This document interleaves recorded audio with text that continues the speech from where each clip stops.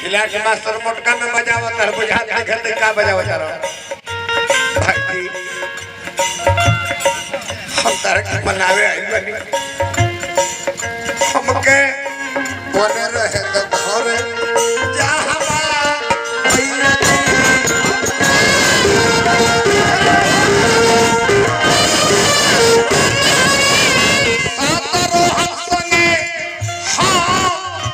सतरोहन के लिए बनी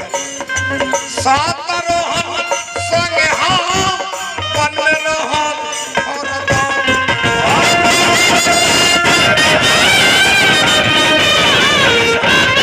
अगर ना फिरबो तो दोनों भाई हमनियो के तरफ संग रहते तो जैसे दुई जैसे तो जैसे तीन वो इससे चार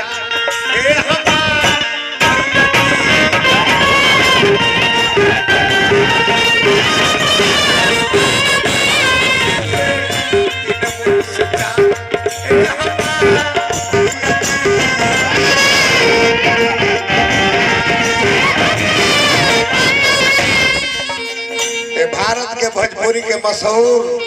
डांसर राधेश्याम पांडे की चेला हो लखन नाम हो एक घर एक व्यवस्था ठीक कल गई है अब लजा माती आवे है हमरा का लगे भाई राम नाम का पड़ी मोना भाई अरे वाह जे जगत में संसार में कौन ऐसा कलाकार हुई जे मोना भाई जी के हमारा सेवा नाने ले हुई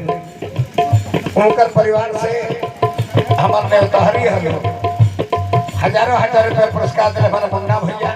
और उनका पूरा परिवार के सदस्य के हार्दिक अभिनंदन और शुभकामना नाही फिर मोए ए नाथ तोरा किलो हम रोक के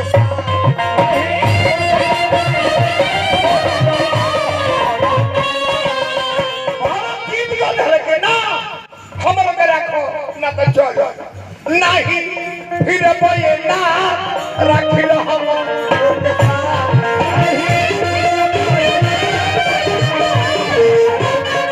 भाई जी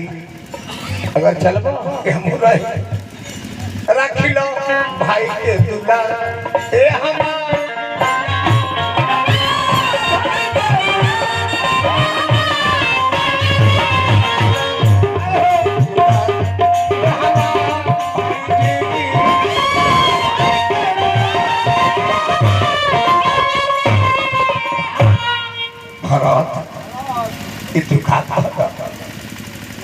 हमारे खानदान के लोग